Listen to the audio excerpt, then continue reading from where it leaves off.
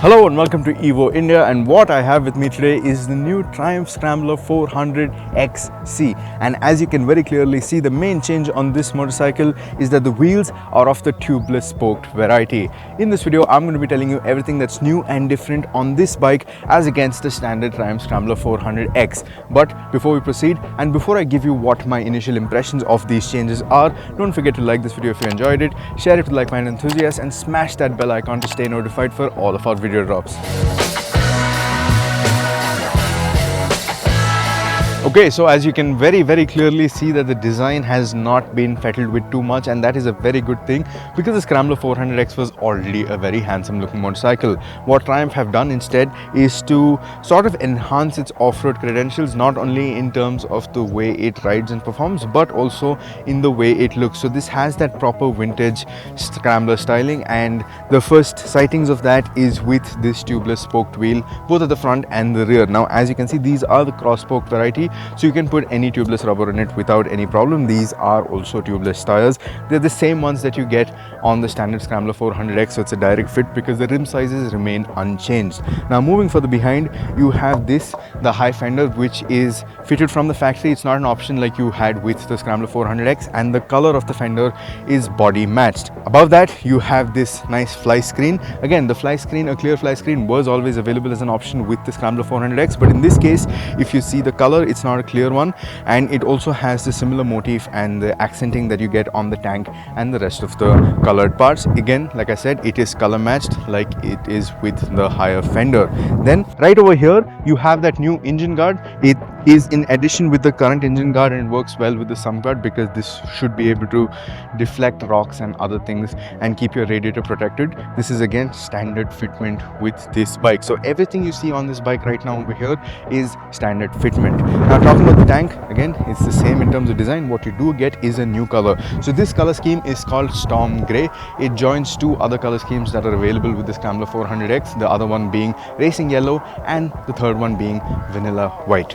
I like this color scheme quite a bit. It looks a little underwhelming in the photos, but when you actually see it in person, it looks quite nice because if you look closer, it's a nice flaky metal sort of finish similar to what Royal Enfield does. It looks very nice. It looks properly premium like you would expect on a Triumph. Then in terms of other changes, you also have these adjustable levers which are adjustable for span, both the clutch and the brake lever. These are the same ones that we saw with the updated Speed 400.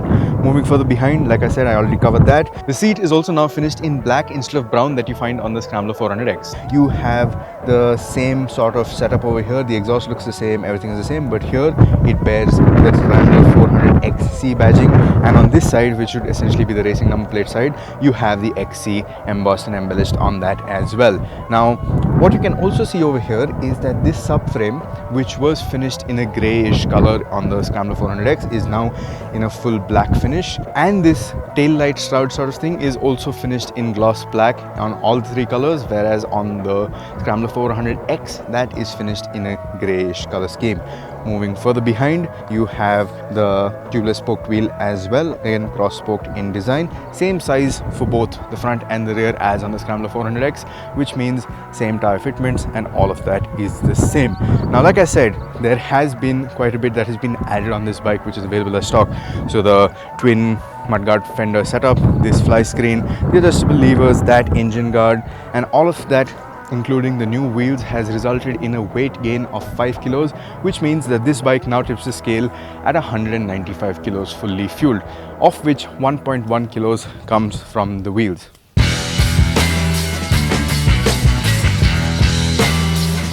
Alright, so in terms of first impressions, honestly in terms of the ride and handling, nothing has really changed because this after all mechanically remains unchanged. Yes, the weight has gone up by 5 odd kilos, and 1.1 kilos of that extra weight comes from the wheels, which means that rolling mass has increased slightly, and the effect on handling is really not that apparent. It still is a fairly quick steering motorcycle. It's very composed. That nice plus suspension setup, it still continues, and yeah, in terms of the riding impressions, that's about about it. Now Triumph claims that this has a little bit more off-roading ability than the Scrambler 400X, and that's simply because of the wheels, and to an extent I will agree that this will be able to take on abuse and rocks and jumps and all of that a little better.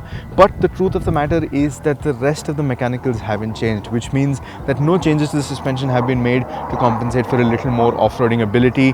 The engine tune, everything remains unchanged, and the biggest problem is that the tires are still the same MRFs that we got on the Scrambler 400X, which means that while they're good dual purpose tires and they have a good enough function on the road and a little bit off of it, they're not going to be as hardcore as say something like an Apollo Trampler setup or a Rise off-road tire setup, which means that you still are limited by the amount of grip that these tires can provide while riding off-road.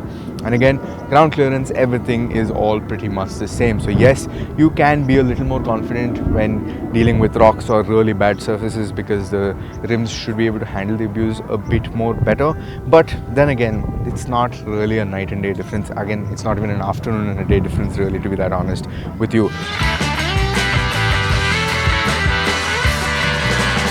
So let's talk about the price and what I think are a few key misses with this bike from Triumph. Now, starting with the price, this costs rupees 2.94 lakh ex-showroom. So if you do a bit of mental maths, that means that this is roughly 27,000 rupees more expensive than the Scrambler 400X, which costs rupees 2.67 lakh ex-showroom. Now, what you get for that is tubeless spoked wheels at both ends. You get this, that guard, these adjustable levers, and everything that you see over here as standard fitment, things that you would otherwise have to pay for to option on your Scrambler 400X. Now, coming to the price, Triumph says that the front wheel is around 35,000 to buy separately and the rear wheel is around 37,000 to buy separately. So if you add that up, that's roughly 72,000, and they aren't even guaranteeing a warranty if you were to retrofit these wheels to the Scrambler 400X. So at the moment, until we get a little more clarity on that, I wouldn't suggest that you go out and retrofit these wheels on the Scrambler 400X. And also 72,000 rupees for a set of wheels sounds a bit lot, especially when you factor in that the bike itself costs only 2.94 lakh rupees or 2.67 lakh in the case of the Scrambler 400X. So that is something you need to take in mind. I feel like these are a little too expensive to buy separately, so I would much rather buy this bike over the Scrambler 400X if I've not bought the bike yet and I really wanted the spoked wheels. But that, because that 27,000 delta seems like something I can live with, but the 72,000 delta, I don't think so.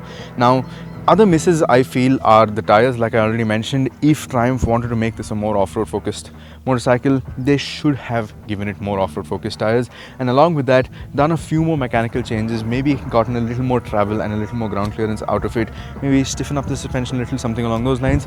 And the brakes, the brake pads on the Triumph Scrambler 400X were amongst the weakest links in the motorcycle. Now you get decent braking performance from this and the Scrambler 400X, but it's not nearly as much as I would have wanted with a motorcycle that has this kind of performance.